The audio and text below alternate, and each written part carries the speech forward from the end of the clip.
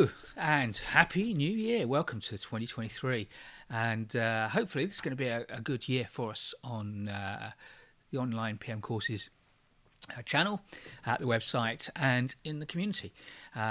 Lots of opportunities. This kind of feels like the start of the ramp up to something big. It feels to me a bit like the very end of the 90s when we knew that as project managers that big things were coming. The starting growth of the internet and the implementations of internet technologies among many of the large organizations, the real start to the massive growth of enterprise resource planning. All of these things offered massive opportunities to project managers, and I think we're at that kind of point now. We're just at the start of the massive opportunities that AI will offer to us as project managers to implement exciting new technologies and to transform organizations in much the same way as we did. So I think that's going to be great. And of course, what this has that perhaps ERP and the internet didn't have for us as project managers in the short term is that we'll be able to use this stuff. There are a huge number, let me just get my microphone sorted out. There are a huge number of organizations now producing software for project managers that is AI enabled. Some of them are producing new forms of software using AI, and others are taking existing software tools and adding AI tiers of functionality that will allow them to do new things and to do things better. So there's a lot for us in 2021. So I want to welcome you. Let's just have a look. We've got a couple of people already saying hello in the chat. If you are on the call, on the live stream, please do feel free to use the chat. I mean, you don't have to. I don't need to know who's out there in Project Land, but it's always nice to know if you're there.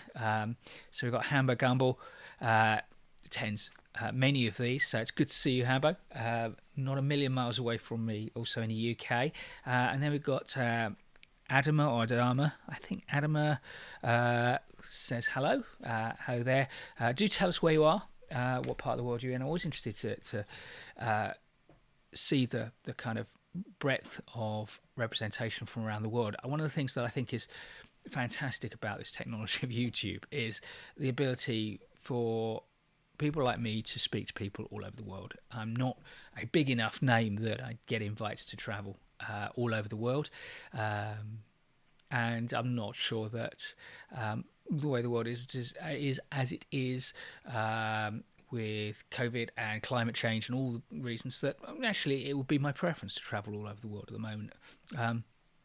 But I can still reach an audience of people who are interested in every corner of the globe.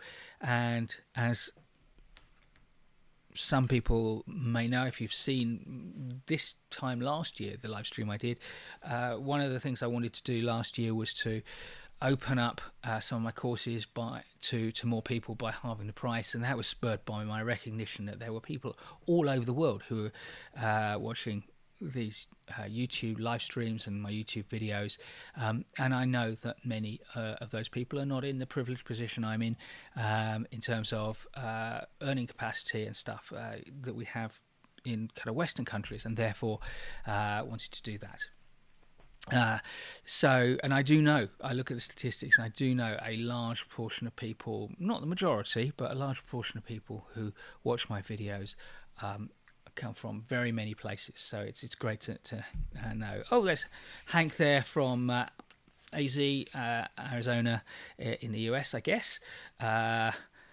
So welcome, Hank. And Leica, hello, I've been watching your videos, very useful for my studies at university. Yeah, I get that quite a lot. In fact, there's a number of universities using my videos as part of their courses formally. A few have paid me a small amount to license the videos to actually host them on their platforms, so they don't have to have adverts.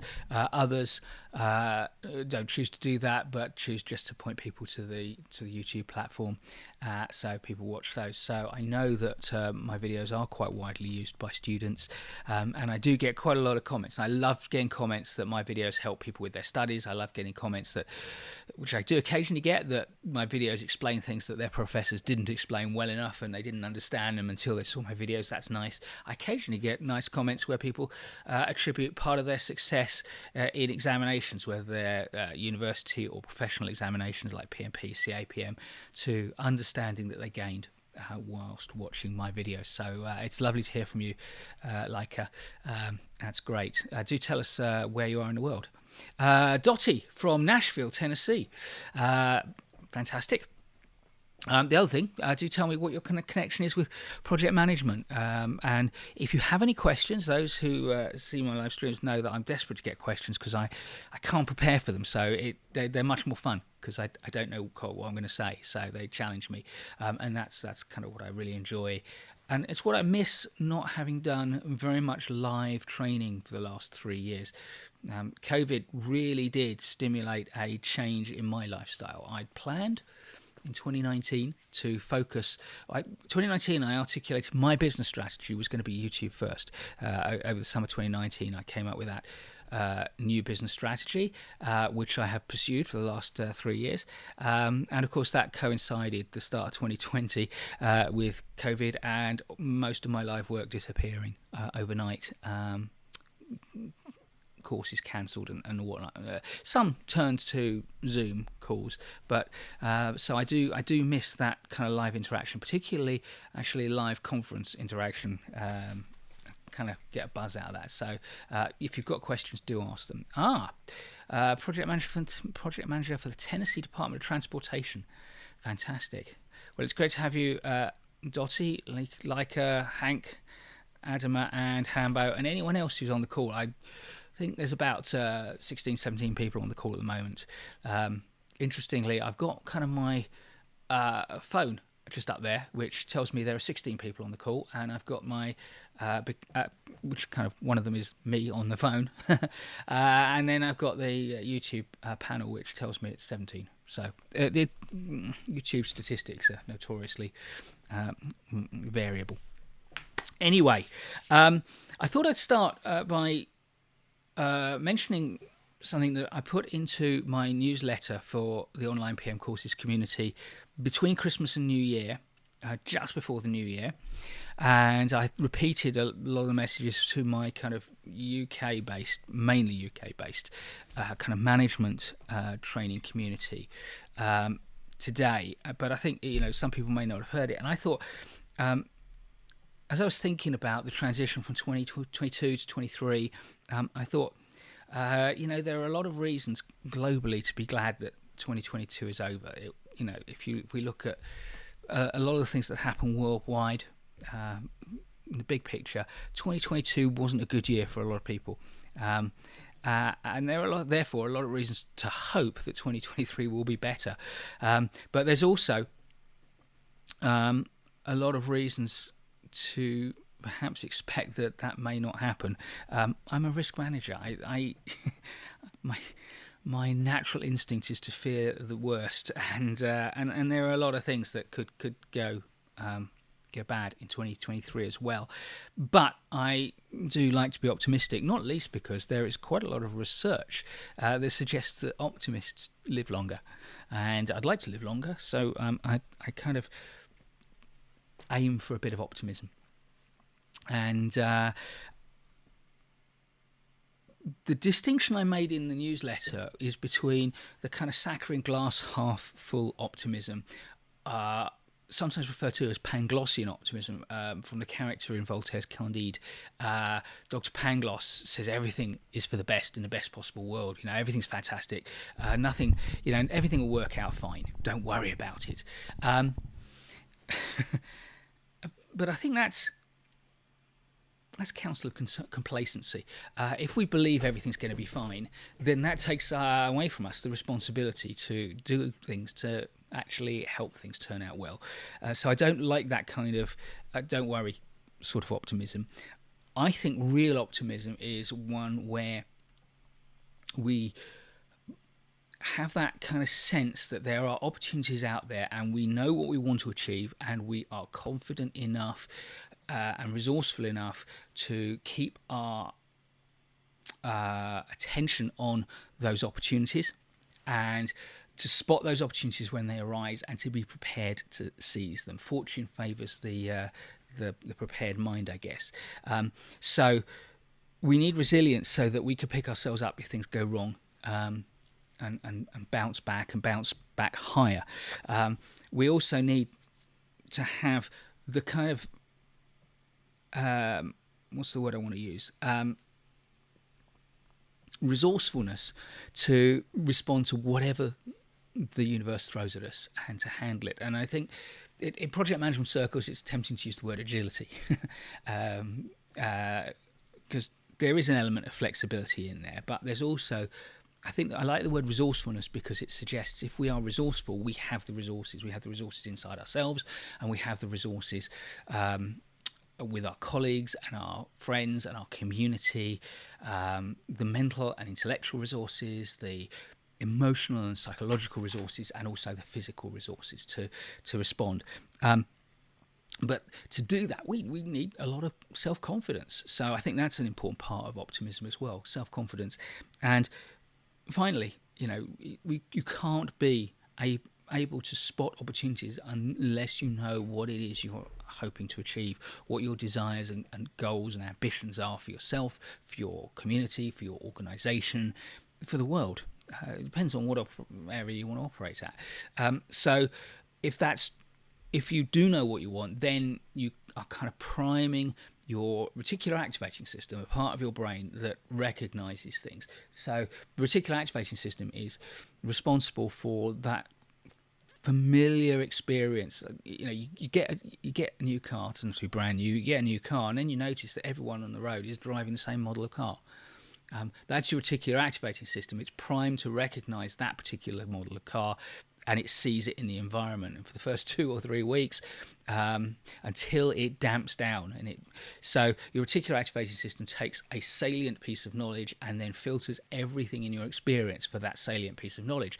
Which means if you know what your goals are, you are priming your reticular activating system to spot opportunities that will help you achieve your goals. Those opportunities may be there, but if you don't know what your goals are, your reticular activating system may not draw your attention to them. So I think that's the basis of, or part of the basis of luck, actually, is, the opportunities are there whether you are ready for them or not, but if you're ready for them, you can seize them. So I think that optimism is a skill set. It is the set of skills of having resilience, resourcefulness, confidence, and awareness. And so my kind of injunction to you is not,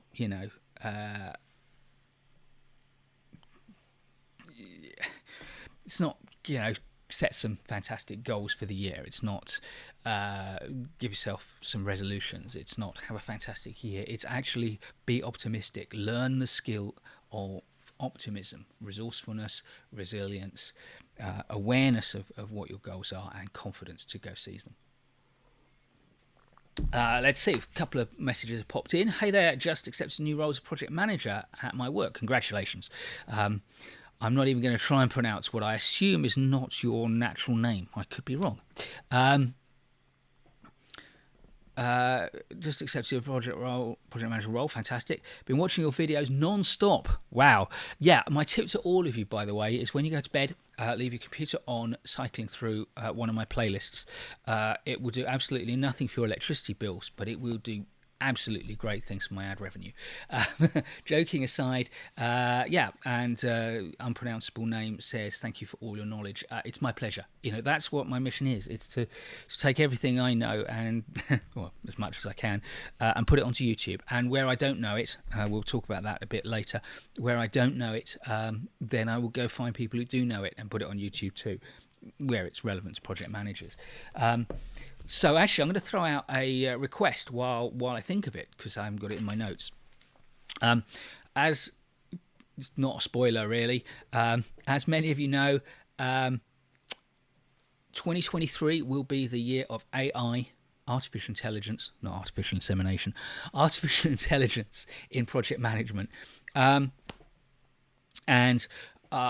doesn't mean the whole channel is going to, be dedicated to AI, and it certainly doesn't mean that I'm going to be replaced by an AI bot. And because I know a number of YouTubers are starting to use ChatGPT to write their scripts for their YouTube, I will say absolutely categorically, I will not be using ChatGPT to write my scripts, although I may use it to help me research some of my topics, and where I do, I will declare it. If you haven't played with ChatGPT, do, by the way. Anyway, AI. I'm not an expert in AI and project management. I am a learner like all of you are that are listening to this. However, in order to help you to learn, I am aiming to do some research, but also to line up interviews with experts, people who can teach you, who can teach me. I can have a conversation with and ask them the sort of questions that I believe you will want to know the answers to, and I believe they are a good person to give us those answers. I already have 3 fantastic contributors on the roster. 2 are recorded and edited, but not uploaded yet. 1 is scheduled for the end of January. If you know someone who is a real expert in some element of artificial intelligence that you believe can speak authoritatively, clearly, engagingly about artificial intelligence in a way that is relevant to project managers, do let me know who they are, and make an introduction if you are able to, and I will try to persuade them. I'll find out a bit about them, and then assuming they are what you believe they are, or I think they're what you believe they are, I will invite them onto the channel and hope to get them and engage them in a conversation, and put that on the channel. More about the guests that I've got lined up for this year already, which is actually quite an impressive roster already. And it's what is it, 10th of January, later.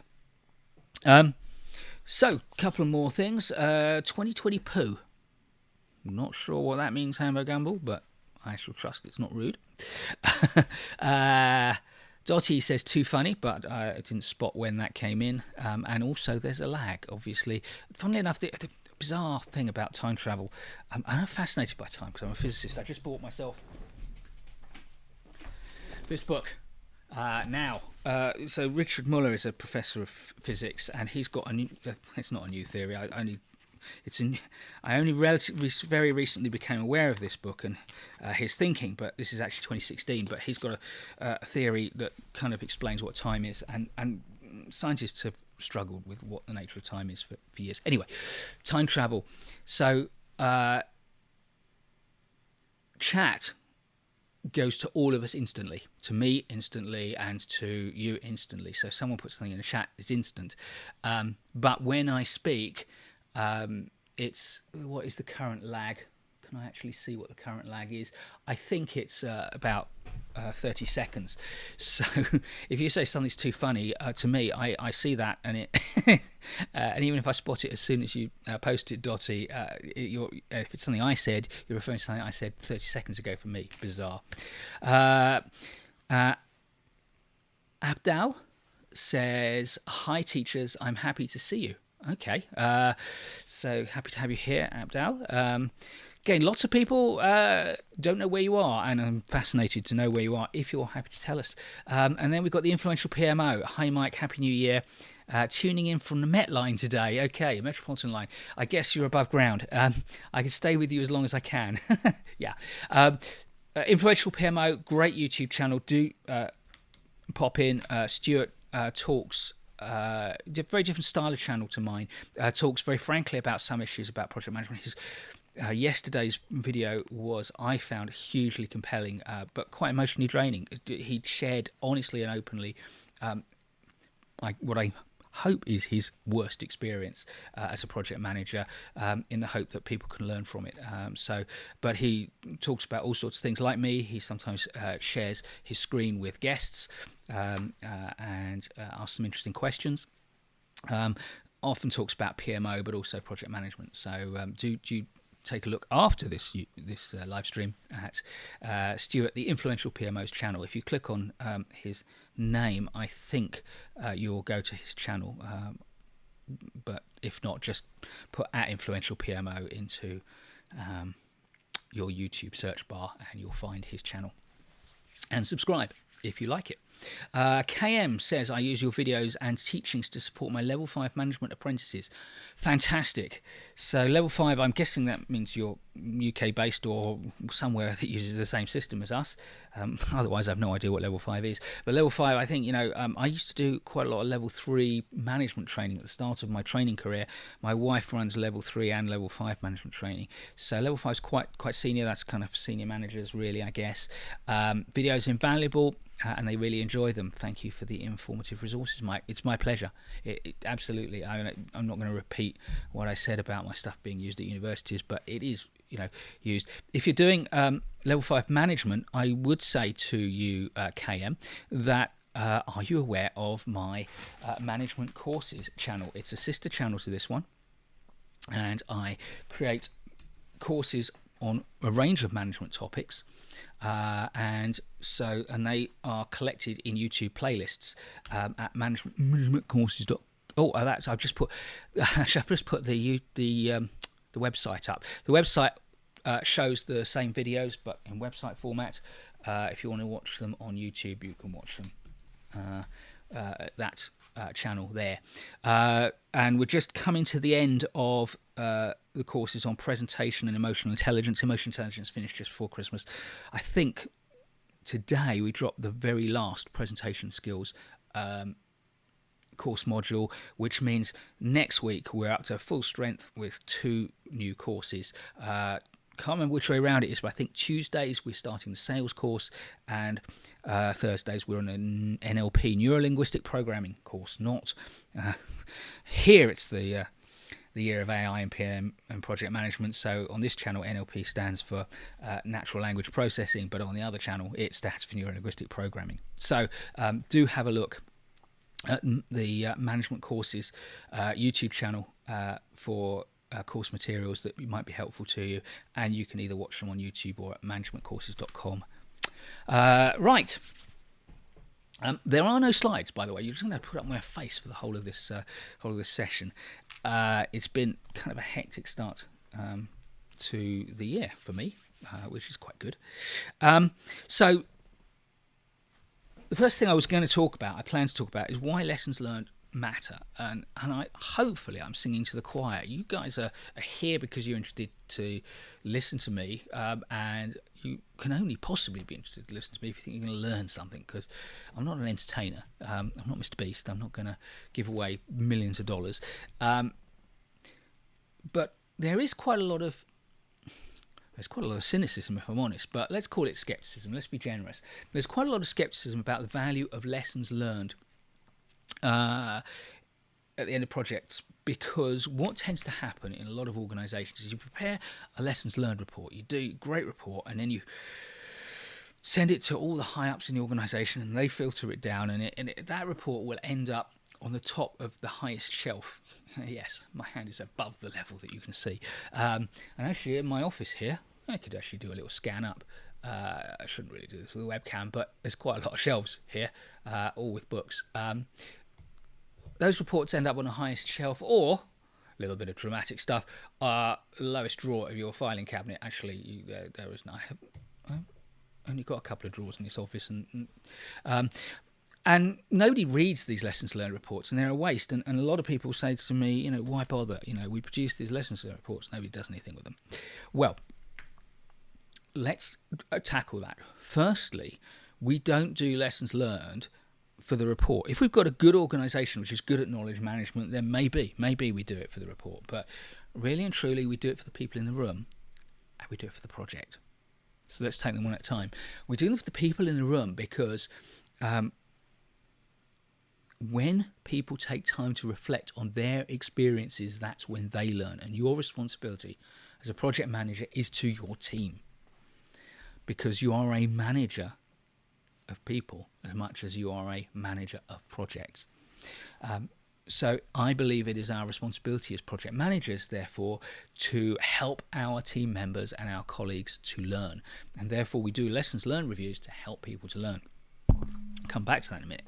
But the other reasons we do lessons learned reviews is to do a better project. And one of the things I like about Agile is that they really seem to have, the Agilists really seem to have cut through on a message that I and people like me have been delivering for years and years and years, which is lessons learned is not an exercise that you just do at the end of a project and file a report. We should be doing lessons learned reviews throughout our projects, all the time. At every team meeting, we should be considering what have we learned, because if we've learned something useful, if we've learned that Jackie over there has done something smart and it's worked, then we should be sharing that so that other people can do the same smart thing. If we've learned that Chris over there has done something and it didn't work, then we should be sharing that so that nobody else does it. We should be looking at the things that work and we should be systematizing them and making them part of our practice and improving our practice. We should be looking at things that don't work well and optimizing them. We should be doing that regularly through the project. Lessons learned is not about some big event at the end of your project. It should be an ongoing endeavor. And if you look at Scrum, and I could be as critical of Scrum as the next person, but I think one of the great things about Scrum is the idea of retrospectives. Firstly, I like the name, actually, although it does kind of feel like retrospective is looking back on the whole thing. But the great thing about Scrum is the whole thing is only 2 weeks, so that works for me. And yes, I agree with Hambo Gumbo, who probably in your time about 30 seconds ago posted that lessons learned equals systems thinking. Yes, absolutely. We learn lessons so that we can improve our systems, not that we make point changes, but we can make specific changes that ripple out and make the system more resilient, more rugged, more efficient, more effective at what it's doing. So we do our lessons learned reviews not to file reports, but to change the way we do projects and change the way the people in the room think and therefore perform. And the value of reflection, I said coming back to it, is something that is hugely important. And when I was researching my book Smart to Wise, which is still my favourite book, still my favourite tragedy amongst my work effort. When I was researching Smart to Wise, I found a lot of evidence that suggests that if you take time to reflect on your experiences, that is one of the main mechanisms for people to make the transition from being seen by their colleagues as a smart professional operator to being a wise professional that they go to for advice rather than to get things done. So if you aspire to move from smart to wise, to being seen by your peers and by your stakeholders and by your leadership as wise rather than just smart, then making time to reflect on your experiences is really important.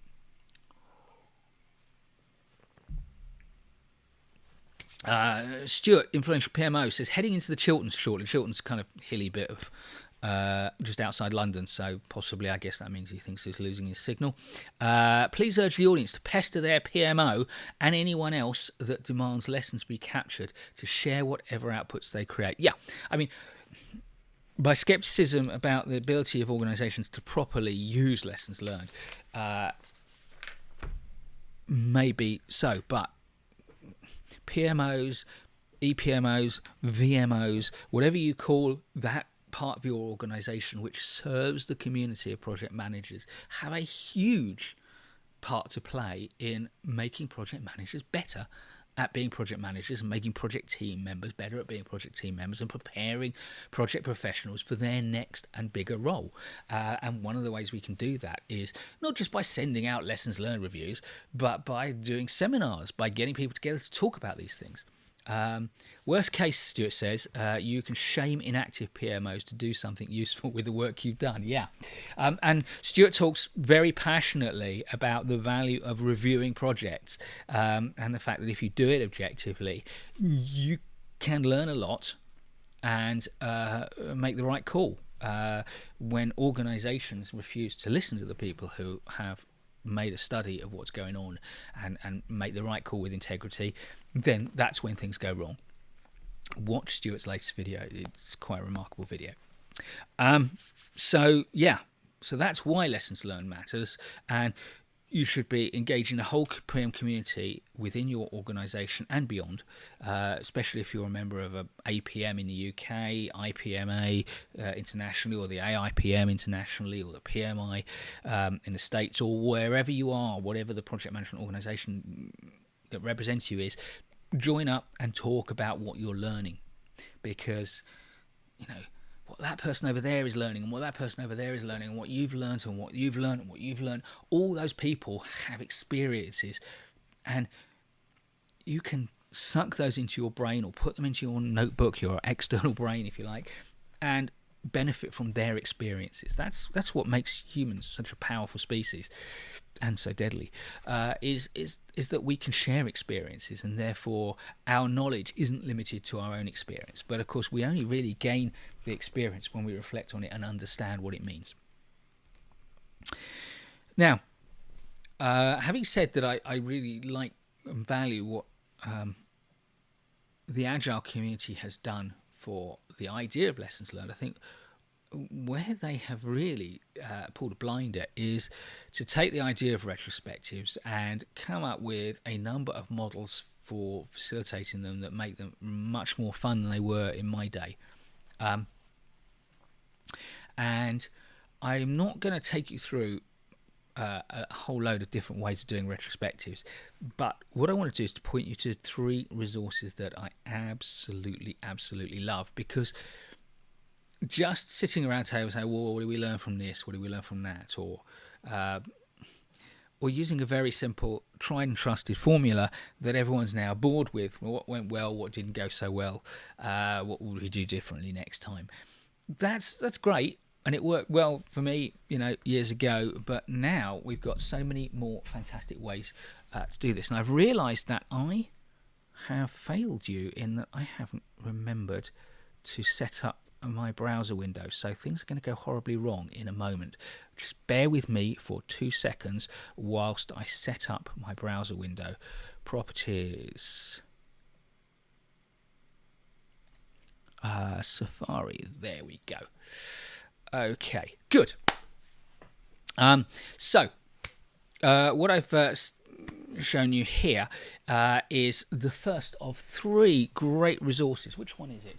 This is a website called Go Retro, and this is none of the websites that I'm going to show you, and I'm going to put links into the chat, and then later on I'll copy them into the I've just pressed the wrong button there. Come on, see. Later on I'm going to put them into the description. None of these are affiliated links. I'm not affiliated to any of these, but these are sites I like. So the first one, come on, there we go, Go Retro. This is a website, these are all websites that offer a number of templates that you can use. Some subscription sites where you can actually download the templates, but they give you great ideas for different ways to run retrospectives. So this one, stop, start, continue. Okay, that's kind of, fairly. But Sailboat is one of a whole class of retrospective formats which are based on a simple metaphor. In this case, the sailboat. So how do we run our retrospective? Well, we look at what's holding us back, what's driving us forward, the wind in our sails, the supportive, what's been the sunshine that's lifted us up, what are the clouds on the horizon. And so it takes a simple metaphor. Other ones you might encounter are mountain climbs. What are the ropes that hold us up? What is the energy bar that gives us the boost? So what's the dangers that are rocks? This is a great one. And if we go back, you can see that they've got a whole load of different formats that you can use. Flap, there's a version of this called Flat that some of them use, which is quite nice. This is an example of a simple kind of acronym: future considerations, lessons learned, accomplishments, problems. This is great. This gives you a whole range of different ideas. Oh, look, there's SWOT. That's pretty familiar to most of us, I guess. Energy levels, hot air balloon. I quite like the Marie Kondo one. I think that's kind of cute. That's one of my favourites. Mountain climber there. So that's one. The next one I'm going to suggest you you bookmark for future reference, is teamretro.com. Let me just get that one into the chat. So let's take a look.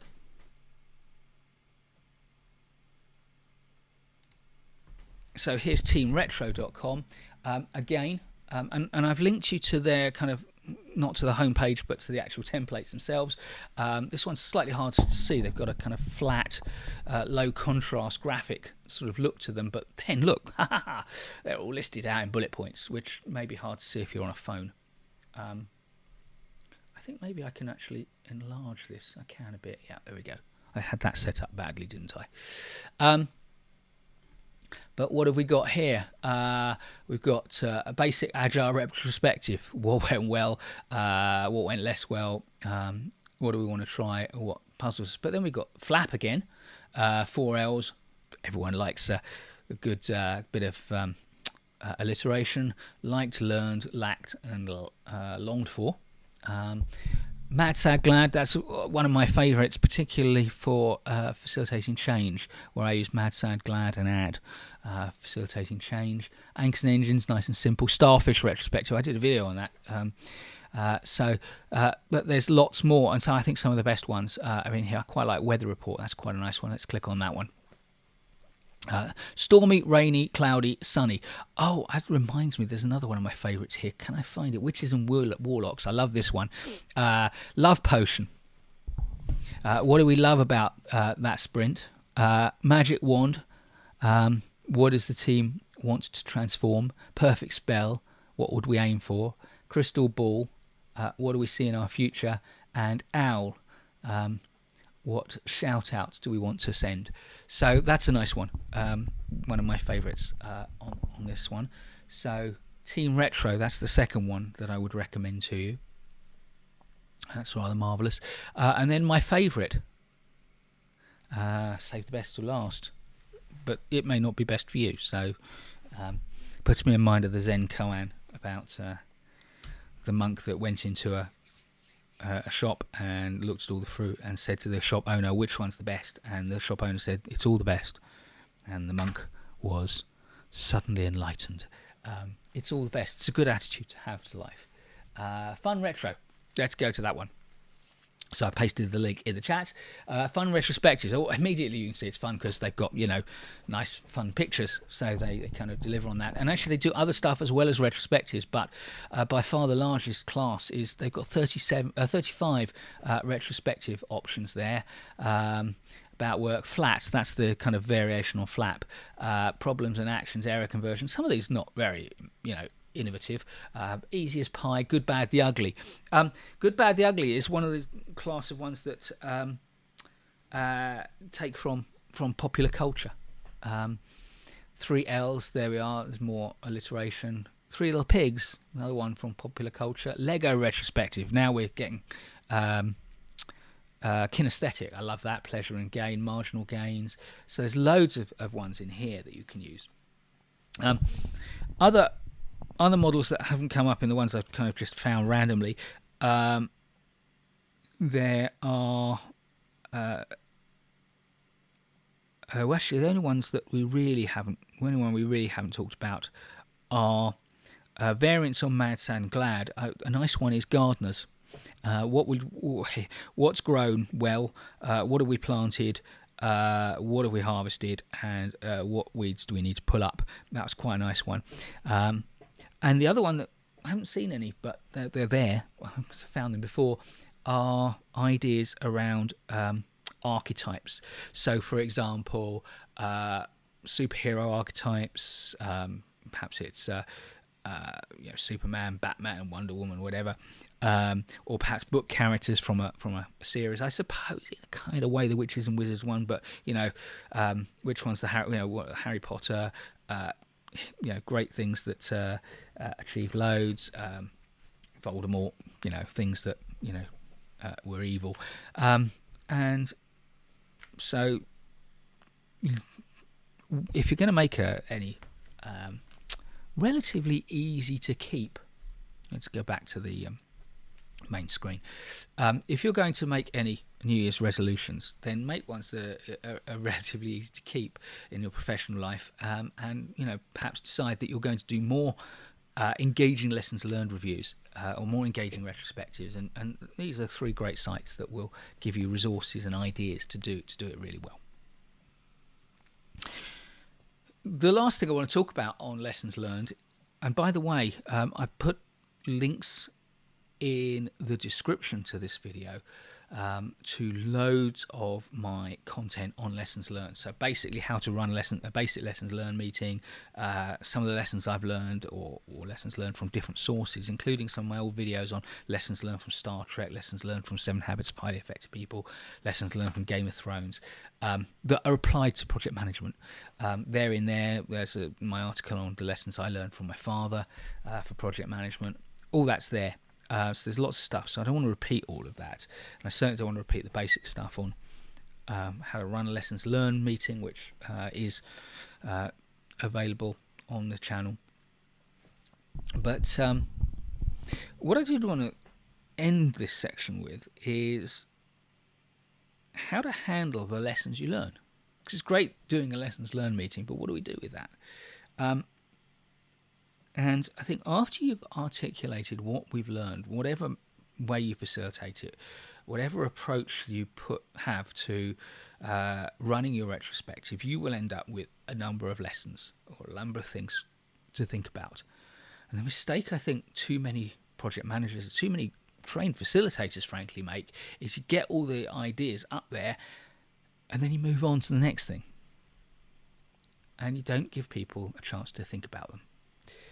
So what I like to do is say, right, we've got all these great ideas. Before we start processing those ideas and doing things with them, let's all take a few minutes to quietly reflect on which ones are important to us and what they mean to us and what we want to do about them and how we're going to use that lesson learned, that kind of retrospective idea in our own personal professional practice. And typically I will suggest that people make some notes in their notebook and for themselves, not to share. And I say, I'm not going to expect anyone to share anything, but if at the end of that you think you've got something that you want to share because it will help you to process the idea, then I'll offer the opportunity for us to share ideas if you want to, but nobody's obliged to. And I'll give the group 5, maybe 10 minutes thinking time.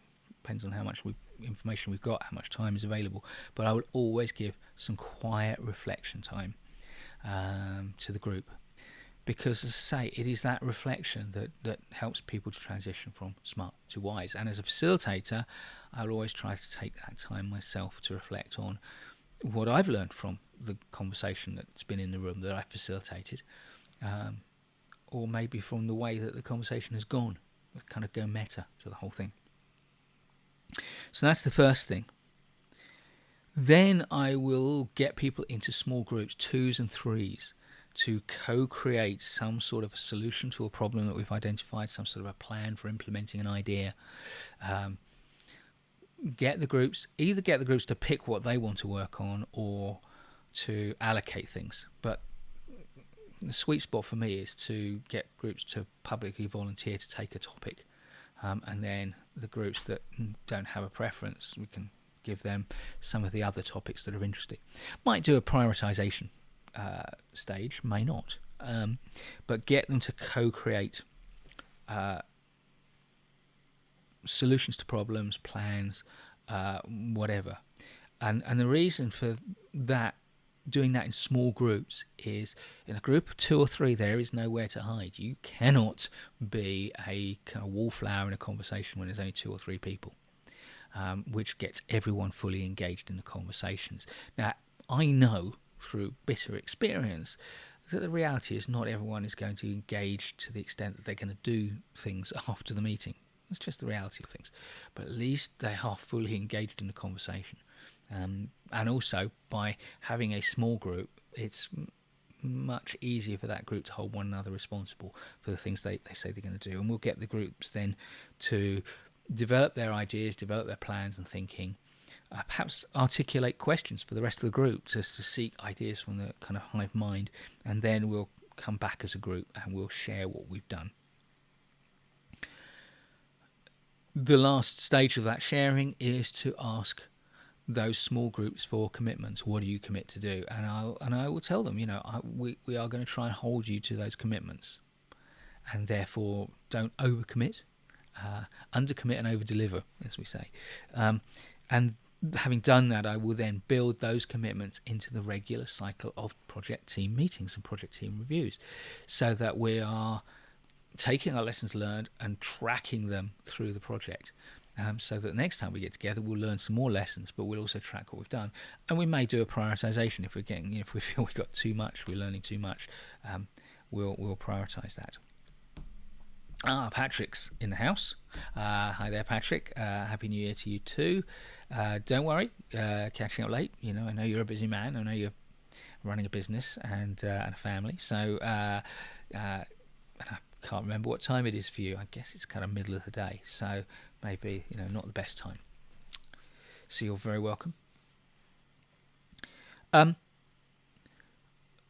So my kind of summary on how to handle lessons learned is treat the project as an iterative process, as an iterative development process. Go agile on the process of managing your project. Even if your project is entirely predictive, but of course, if you remember from last year, all project management is hybrid project management.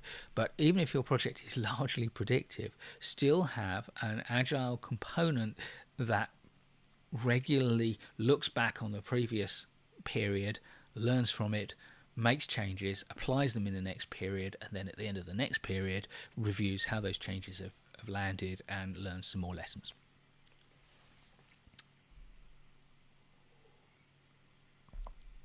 So, any questions? Please do, because that's the kind of formal learning stuff. In a minute, I'm going to be talking about the lessons I've learned in 2022, and a kind of little short look forward to 2023. But before I do that, I would absolutely love, and I know I'm going to have to wait 30 seconds, I would love to hear your lessons. What have you learned? There are a dozen or so of you on the call at the moment, I think, looking at the chat. What have you learned in 2022? What do you take away from the year? It may be something big and profound. It may be something small and detailed. It may be something very personal, or it may be something very professional. If you're prepared to share, I'd be delighted to hear, and I think it would add real value to the community if you're prepared to put that in the chat. So, what have you learned this year? So while I'm kind of waiting and crossing my fingers and hoping that we get something from some of you, I'll start with a couple of simple things, and then I'll end up with, when I've heard from you folk, with the biggest thing. I think the first thing I've learned is that this year in particular, I've now seen some real growth in both my channels, particularly this one. I mean, we're knocking on the door of 75,000 subscribers. I'm now getting notifications of milestones so fast that I don't post all of them because it would be tedious. In fact, if I have a quick look, I can give you some stats. Some YouTube channels I follow, they do kind of like channel kind of reviews where they share with their community all their stats. I'm fairly sure you're not interested in doing that every month or even quarterly, but and I'm not going to give you big details, but if I go to my analytics panel, which YouTube gives me, and I set it for the last 365 days, which is pretty close to last year. In fact, actually, I can do 2022. Oh, yeah, there we are, sort of 2022. Over 2 million views to the channel in 2022. That's astonishing. I mean, that's a small country. It's a reasonably large town or city. And that represents over 130 hours of viewing. Sorry, over 130,000 hours of viewing. Bear with me a sec. Grab the handy calculator. So it's 133,000 hours divided by 24. So that's 5,500 24-hour days, which if I divide by 365 is 15 consecutive complete years of viewing. So if those 21 million views were just one person, that would doing that 133, they'd have to have been viewing for 15 years back to back in 1 year. We've added 26,000, nearly 27,000 subscribers to the channel, which is astonishing. And yeah, I've made some money, but I'm not going to share that revenue figure with you. What does it say in the content thing? That's not very interesting. Audience. Oh, let's have a look at the audience. So it turns out that the most popular time is now. That's why this live stream is now. In fact, actually, it seems to have moved slightly earlier in the last 28 days, than when I originally settled on this timing. So I might bring this live stream slightly earlier. The problem is if I bring it earlier, then I exclude the whole of the West Coast of the States because it starts at kind of 9 a.m. West Coast time. And the US is my largest geography. 20% of my views for 2022 came from the United States, 12% from India, just over 10% from the UK, and just under 5% from Canada, and a little touch less from Australia. Let's go more. Let's see where else we come from. After that, this one surprises me. The next one is Philippines with 3% of my views, and then South Africa with 3%. And then we're down below 2%. Germany, Ethiopia, Saudi Arabia, Pakistan, Malaysia, Nigeria, UAE, United Arab Emirates, and Indonesia all account for over 1% of my views. And then with a kind of long tail of views, we've got Kenya, Netherlands, Singapore, Ireland, France, New Zealand, Mexico, Sri Lanka, Egypt, Sweden, Ghana, Poland, Zambia, Zimbabwe, Nepal, Italy, Bangladesh, Brazil, Uganda, Hong Kong, Denmark, Vietnam, Spain, Turkey, Belgium, Thailand, Switzerland, Somalia, Japan. You're getting bored. Japan, Russia, Trinidad and Tobago, Jamaica, Ukraine, Romania, and Israel.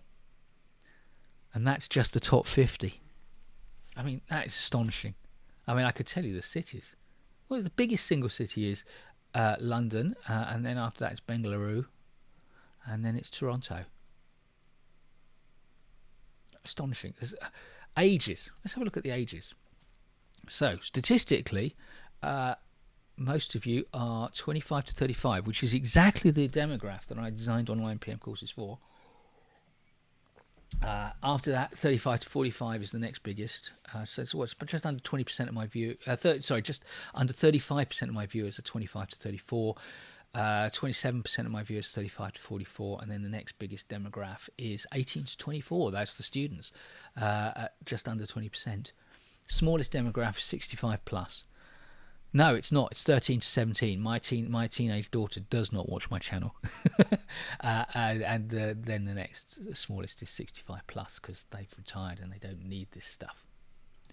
Gender-wise, 2/3 male, 1/3 female. Not that surprising. Perhaps the surprising thing is that pleasingly relatively high female. So there we go. That's a little bit about online PM courses and the statistics around the channel. So great. Let's see what's come in. We've got some lessons learned. So before I do any more of mine, let's start with a couple. Okay, KM, lessons learned, I guess. Decide to be happy. Life can change in an instant. Yes, absolutely. And of course, in 2022, around February, life changed in an instant for a whole nation as it got invaded. I can say that with confidence, with the chances of anyone being from Russia listening pretty small. I don't care. I think Russia invaded blatantly, and it shouldn't have done so. John Hoyle says the calculator is a collector's item. Yes, I have had this calculator since I think 1990. I got it Actually, it was a calculator I inherited at my workplace, but then when my workplace folded, we were told that it wasn't folded, it was bought by another thing. We were told we should take any work equipment to our new employer, which I did, and they gave me a new calculator, which was newer than this, and I said, I've already got one. I said, don't worry about that, throw it away. I'm not going to throw away a perfectly working calculator. It still works. It's solar powered. It has screws, so it might have a battery, but I've never used it. It never works when it's dark, but in a room like this, it's fine. So yeah, that calculator is, as a minimum, 32 years old. I've had it for 32 years. It may be even older than that. Right. My lessons learned, says Dottie, from 2022, is to talk less and listen more as a PM. What a great tip. Fantastic. Keep acronym posted where I can see. Wait, why am I talking? I love that. The way that when I wanted to remember something when I went into meetings, I would write it on the top of the next 10 or 20 pages of my notebook, so that for quite a period of time it would just be on top of my notebook. KM says, I like that one, Dottie. It looks like Hambo does too. And does Tegan. Rather sadly, what I thought was a load of comments is really just all support for Dottie's comments.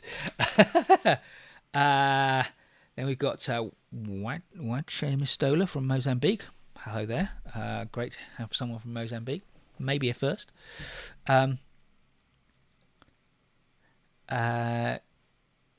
I now tell folks on my project, says Dottie, I now tell folks on my projects to say to me, Dottie, wait, if I'm talking too much. I love it. That's great. So we've got 2 lessons learned from you. So I'll tell you another one of mine. While I hope that some more people have something to contribute. Got great response to this channel and also to the other channel, which has been growing nicely. Not as fast as I'd hoped, if I'm honest, but it has been growing nicely. What I've also learned about this channel is that what you as an audience, may not be you specifically, those of you who take the time to actually join me live on the live streams, but the wider audience really values the core content, the stuff that answers questions like how do I do this, or what is this, how to and what is are my best performing content by far. The flip side of that, of course, is that the content where I kind of muse on a topic, which I know some people love, just does not perform well. The other thing I've found is that the message all PM, all project management is hybrid project management has gone down well, and I don't feel the need to bang on about it. I know I did mention it earlier today in this live stream, but I don't feel the need to bang on about it all through 2023. There will be content that relates to predictive methods and to agile methods throughout the year, but I'm not going to be banging on about, just mix and match as you choose. Just assume that people will do that. But the other thing I learned this year is that there is an appetite for content about AI. The live stream that I did about artificial intelligence was hugely successful. And so I've lined up loads of more material. Also, quite a lot of people subscribe to the... I should get a link for you, shouldn't I? Subscribe to the link for my AI and project management briefing product. Unfortunately, the launch price, which I did promise to hold till 31st December, and I did, that has gone. I haven't made a coupon for this call. I probably should have done, but there's the link to it. It's only $27. It really isn't expensive.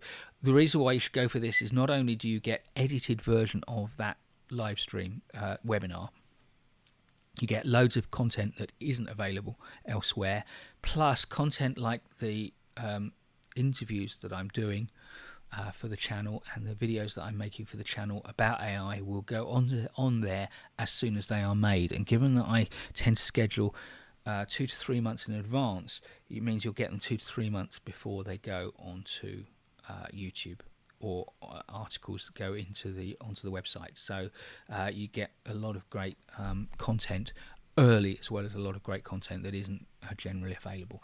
So do consider spending the $27, possibly plus taxes, depending on where you are, to have access to that. And also, if people, not much take up yet on the community side of that course, but there is a kind of community side to that course. So do think about signing up for that. I could just take you through what's there. So there are all sorts of interviews. There'll be the interviews. There'll be a preview. There is already there a preview of my What is Artificial Intelligence video, which will go up later this year. There's my downloadable glossary, Decode the Jargon of Artificial Intelligence. We've got my AI reading list and viewing list, which I will keep up to date with new things that I discover. There's a checklist of questions project managers should be asking. There's a checklist of actions project managers should be taking. There's the things you'll need to do to thrive alongside AI. And there's an article about the idea of project management technology quotient. And then there's kind of community recommendations. So we've already had one member of the community make recommendations. I need to check, see if any others have come up. But we'll get community recommendations and a dialogue coming along. So it's a way to support the channel if you want to support the channel, and it's a way to stay up to date on what I'm learning about artificial intelligence, if that's of interest to you in your professional career. Right, what else have we got? We've got Hank Miner says there's a reason we have 2 ears and 1 mouth, so weight is very on target. Yeah, absolutely. Thank you, Hank. So no one else has shared their lessons learned. My big lesson learned from 2023. This is a kind of professional and a personal one, really. Oh, what have we got there? I learned political approach towards topic which really works, says Taken. I wonder what that political approach was. So if you feel able to share that with us, a bit more detail, please do. Be interested to hear that. It's absolutely true that a lot of project management is politics. When I was a young project manager, I thought, project management, we don't do politics as project managers because we're above it. We just do the do. We make things happen and we let other people do the politics. How naive was that?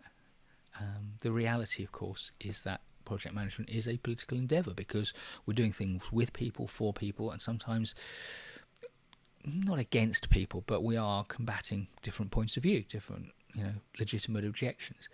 And of course, there are decisions to be made which are political, and we need to facilitate those decisions, even if we're not involved in taking them ourselves.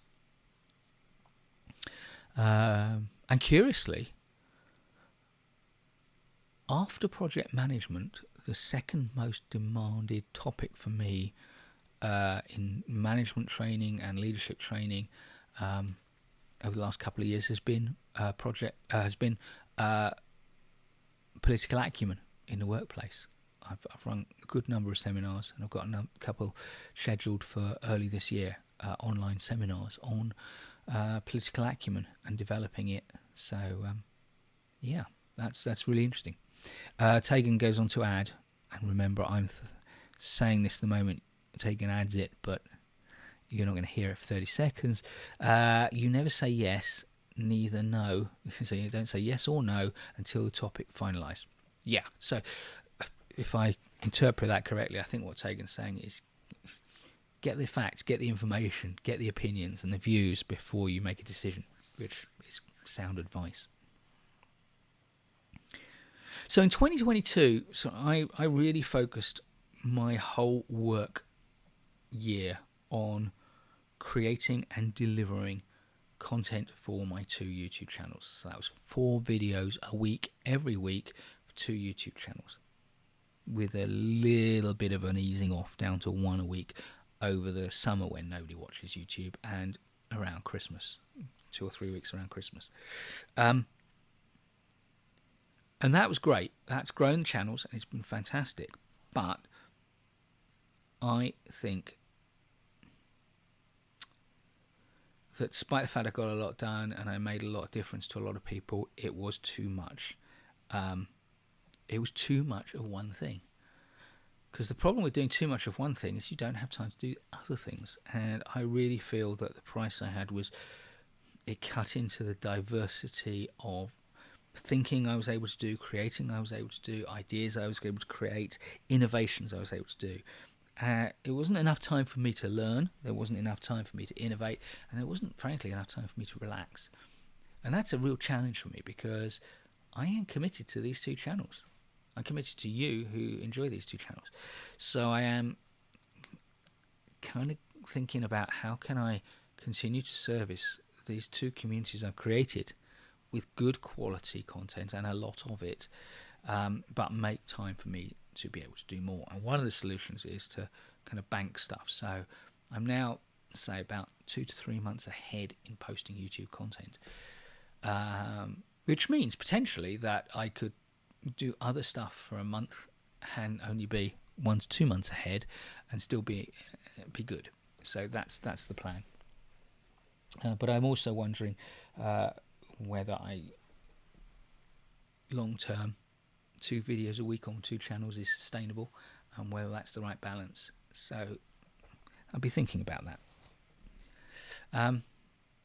Hank says, gotta run. Bye bye, Hank, if I'm not too late. Oh, the alarm's come up for my something. So finally, to end this stream, a little bit of a look forward for the channel. So first and foremost, on this channel, it's the year of artificial intelligence in project management, and that means at least 2 types of content. Certainly 2 types of content that I've already thought of. One, I have a list in, is it this notebook? It's another notebook. Let me see if I can reach over and grab it without knocking anything over. Not a good view, is it? But I have in this notebook, I have lots of notebooks. How many topics, ideas? 1, 2, 3, 4, 5, 6, 7, 8, 9, 10, 11, 12, 13, 14, 15, 16, 17, 18. Just short of 20 ideas for videos I could make about AI. Which is a lot. And all of them would require research. Some of them probably wouldn't turn out to be sustainable, interesting enough or distinct enough. But there's I have no shortage of ideas for videos I could make about AI. I think the strongest one that I really want to do, and whether I can find someone to talk about it, I don't know. So I might have to research this one myself, but I think this is going to be important, is actually as project managers, we're going to be implementing AI projects, and what are the changes and potentially transformations that are going to flow from those projects, and what's going to be distinctive about AI-enabled transformation. I think using AI to help improve project communications is a topic some people have talked about. If you've got ideas for what you want to learn about, let me know, and that will just add to my list. The community has already told me it wants to learn about the potential of AI to supplement or even replace project management roles and responsibilities. AI to monitor project health. That's something you as a community have told me you want some content on. What else? What project managers should be doing when they're implementing AI projects. So we've got all those ideas. But the other way that I'm going to deliver this is by finding experts, and hopefully if you've got ideas for guest speakers, VM says, I look forward to more guest speakers. Yeah, I mean, I can already tell you that I have done 2 interviews with guest speakers. One of them is available already to view on the paid product, but later in February, I think, late February, early March, it'll be available on YouTube. I've already edited another one, just got to finalize that, and that will go up this week onto the paid product. Again, late March, it'll go live on YouTube. One of them is with an academic who has studied AI in project management. He's a project manager and an academic, so that's really interesting. Second one is with the CEO of a company that does AI-based project management software. I have just today set a date to do the interview with another CEO of another company that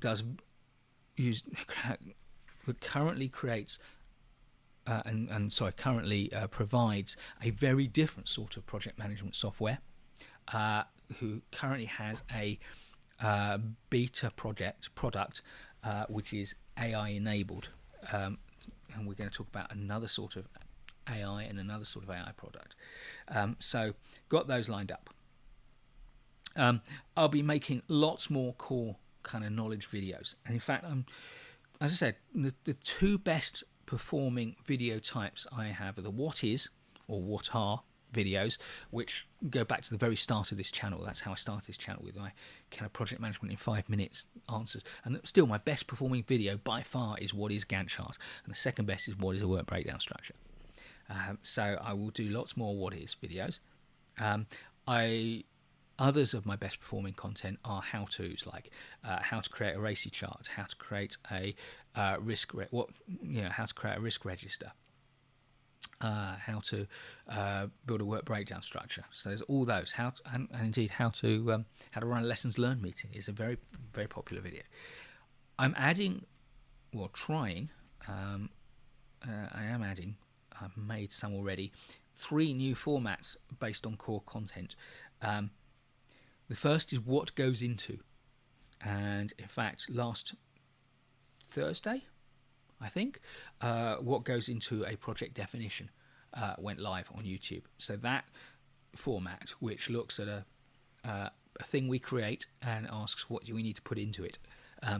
So how you create a project definition. Could have done it that way, but I wanted to look at it from the point of view of what are the content items that go into a full project definition. So that's there, and there'll be more what goes into through the year.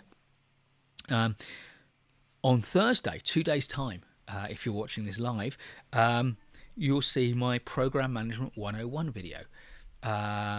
Long ago, I made a video which I've just renamed Project Management 101. Now we've got Program Management 101, and there will be other 101 videos. In fact, this morning, I scripted, and I don't script, I just make notes, but I made notes for Risk Management 101. So I'm going to take all the big topics and do 101s, primers, designed to be about between 10 and 20 minutes long, give you a primer into a big project management topic.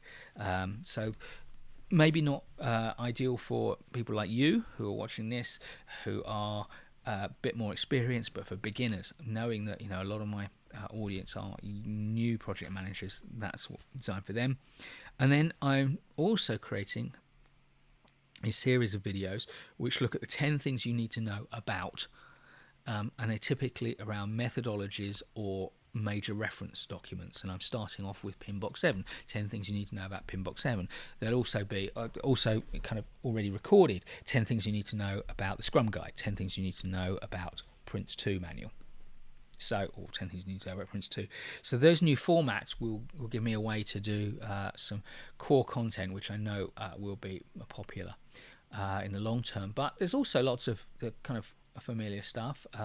For example, today I did how to get balance in your work life in 2023. Now, whilst that is that's structured as a how-to, it's actually a top 10 list, but it's also a thoughtful thing. So for experienced project managers.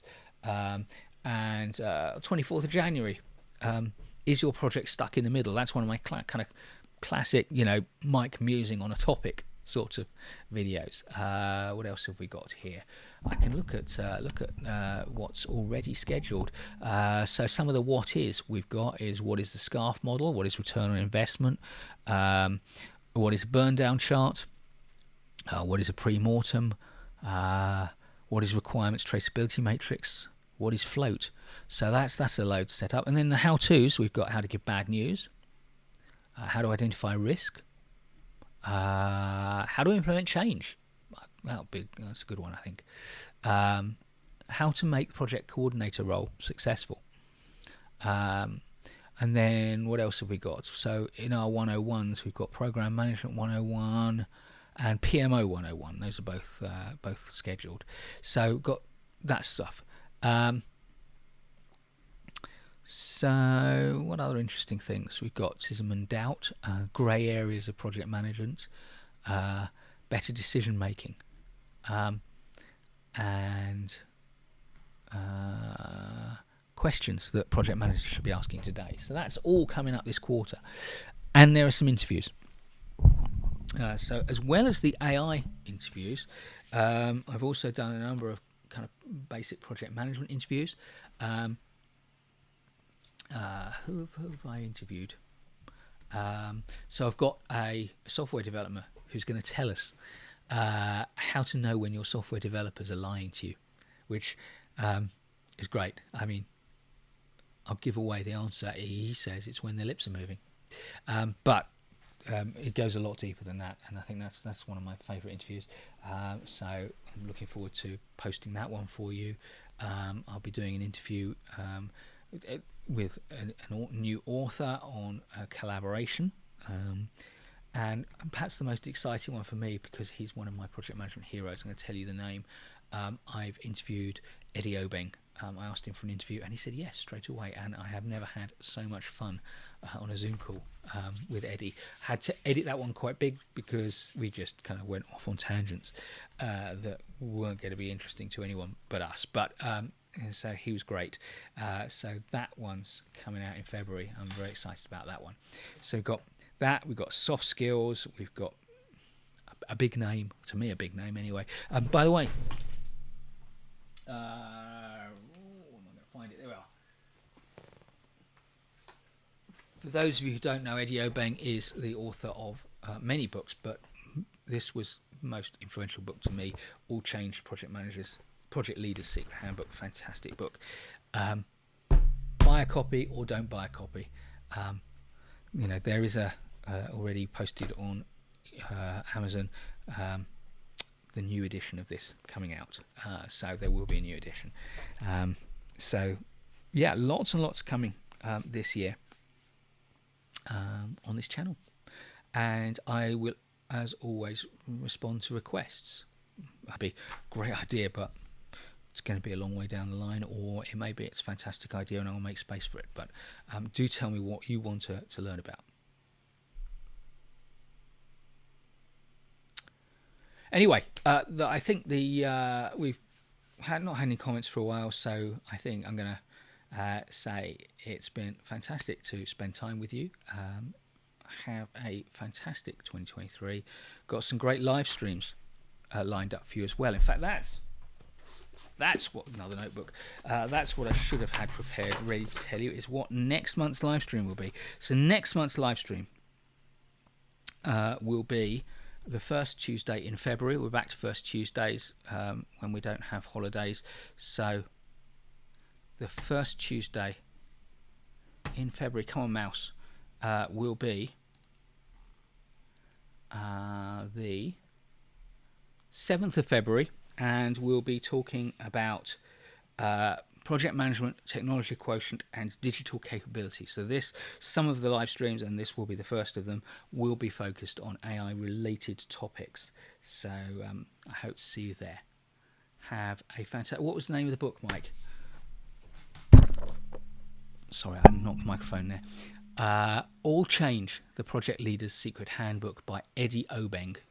I will put... have I got a link to it? Let me see if I can find a link to it.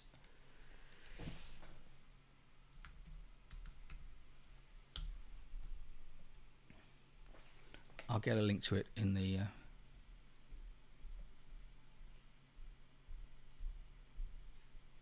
Oh, my network's going down. Oh, we've got the highway.